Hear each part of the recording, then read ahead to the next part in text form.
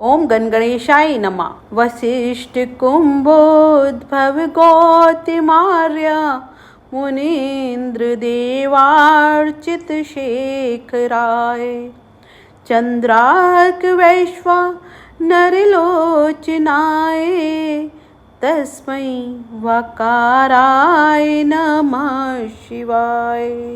अर्थात वशिष्ठ, अगस्त और गौतम आदि मुनियों ने तथा इंद्र आदि देवताओं ने जिनके मस्तक की पूजा की है, चंद्रमा, सूर्य और अग्नि जिनके नेत्र हैं, उन वाकार स्वरूप शिव जी को नमस्कार है। आप सभी श्रोताओं का माँ की धरोहर चैनल पर स्वागत है।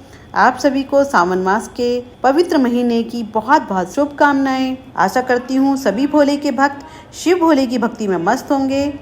आप सभी ने जाना कि किस तरह माता पार्वती बिना निमंत्रण के पिता के घर गई, वह अपमान सहन न कर सकने से कैसे उन्होंने अपना शरीर त्याग दिया। फिर देवगणों ने यज्ञ विध्वंस करने लगे, वह कैसे वीरभद्र द्वारा प्रजापति दक्ष का सिर काट दिया गया। कहा जाता है तभी से यह प्रथा चली है कि लड़की के माता पिता सावन में उसको मायके बुलाते हैं। वह दान दक्षिणा के साथ पुत्री दामाद का सत्कार कर ससुराल भेजते हैं। आपके मायके से भी सावन मनाने के लिए निमंत्रण आ रहा होगा। नहीं आए तो मत जाना, अपना व पति के मान का मान रखना। ये सब मजाक है, मैं कह रही हूँ, दिल पर मत लेना। बस यही कहूंगी, अपना मन शुद्ध रखना व सावन सखियों के साथ धूमधाम से मनाना। अब आगे की कथा सुनाती हूँ। आज की कथा का शीर्षक है देवताओं की प्रार्थना तथा दक्ष को क्षमादान। तो आप सभी प्रेम पूर्वक इसको सुने। दक्ष यज्ञ में रुद्र गणों द्वारा पराजित किए जाने से व्यथित मुनि और देवता ब्रह्मा जी के पास गए। ब्रह्मा जी भी अपने पुत्र दक्ष का सिर यज्ञ कुंड में भस्म होने के कारण पुत्र शोक में व्याकुल थे। तदनंतर देवता और मुनियों को साथ लेकर ब्रह्मा जी भगवान विष्णु के पास गए। ब्रह्मा जी ने भगवान विष्णु से कहा, प्रभु, भगवान रुद्र के आदेश से शिव गणों ने देवताओं का अंग भंग कर दिया तथा दक्ष का सिर यज्ञ कुंड में भस्म करके उनके यज्ञ को नष्ट भ्रष्ट कर डाला। देव, जिस प्रकार से यज्ञ पूर्ण हो, दक्ष तथा ऋत्विक जीवित हो जाएं और सारे मुनि एवं देवता सुखी हो जाएं, वैसा उपाय कीजिए। रमानाथ, हम सभी लोग आपकी शरण में आए हैं। भगवान विष्णु ने कहा, विधाता, समस्त देवता और मुनि भगवान शिव के अपराधी हैं, क्योंकि इन लोगों ने उन्हें यज्ञ का भाग नहीं दिया।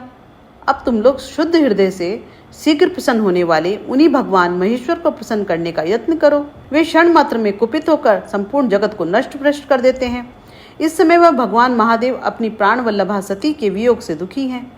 दुरात्मा दक्ष ने अपने दुर्वचन रूपी बाणों से उनके हृदय को पहले ही घायल कर दिया है। तुम लोग शीघ्र ही जाकर उनसे अपने अपराधों के लिए क्षमा मांगो। भगवान शंकर आशुतोष हैं। वे अपने जनों द्वारा अपने प्रति किए गए अपराध का ख्याल न कर उन्हें क्षमा कर देते हैं।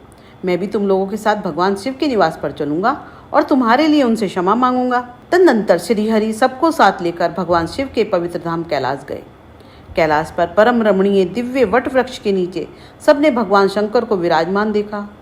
शिव भक्ति में तत्पर रहने वाले सनकादि ऋषि प्रसन्नता पूर्वक महेश्वर की सेवा में बैठ हुए थे। शिव भक्ति में तत्पर रहने वाले सनकादि ऋषि प्रसन्नता पूर्वक महेश्वर की सेवा में बैठे हुए थे। भगवान शिव का श्री विग्रह परम शांत दिखाई देता था। भस्म आदि से उनके अंगों की बड़ी शोभा हो रही थी। उस दिव्य रूप में महेश्वर का दर्शन करके विष्णु सहित सभी देवताओं ने हाथ जोड़कर उन्हें प्रणाम किया और उनकी स्तुति करते हुए वे कहने लगे, महेश्वर, आप संपूर्ण सृष्टि के आदि कारण हैं। आपके भय से वायु चलती है, सूर्य तपते हैं तथा मृत्यु संहार करती है। हे परमेश्वर, हम लोग अत्यंत दुखी एवं दीन होकर आपकी शरण में आए हैं। आप हमारी रक्षा कीजिए। आप शीघ्र कृपा करके दक्ष के अपूर्ण यज्ञ को पूर्ण कर उसे जीवन दान दीजिए। भक्त की आंखें पूर्ण होने पर जो कुछ शेष रहे वह संपूर्ण आपका भाग हो। ऐसा कहते हुए देवता और मुनिगण महेश्वर के चरणों में दंड के समान पड़ गए। महादेव जी प्रसन्न होकर बोले, दक्ष यज्ञ का विनाश मेरे द्वारा नहीं हुआ। दक्ष स्वयं दूसरों से द्वेष करता था। दूसरों के प्रति किया गया बर्ताव ही अपने लिए फलित होता है। अतः ऐसा कर्म कभी नहीं करना चाहिए जो दूसरों को कष्ट देता हो। दक्ष का विनाश उसके अहंकार द्वारा हुआ है। दूसरों के प्रति किया गया उसका द्वेष ही उसके संहार का कारण बना। मैं बालक समझकर उसके अपराध को क्षमा करता हूँ। भगवान शिव ने ऐसा कहकर देवताओं और मुनियों के अंग ठीक कर दिए तथा दक्ष के सिर की जगह बकरे का सिर जोड़कर उसे जीवन दान दिया और दक्ष यज्ञ को संपन्न करा दिया। इस प्रकार भगवान शिव का कोप भी करुणा का कारण बना। महेश्वर के संहार के पीछे भी उनकी दया का असीम सागर लहराता रहता है। आज की कथा को यहीं विराम देते हैं। आपको आज की कथा कैसी लगी, आप वीडियो के कमेंट बॉक्स में जाकर बता सकते हैं। आप सभी को शिव जी की कृपा बनी रहे। हर हर महादेव।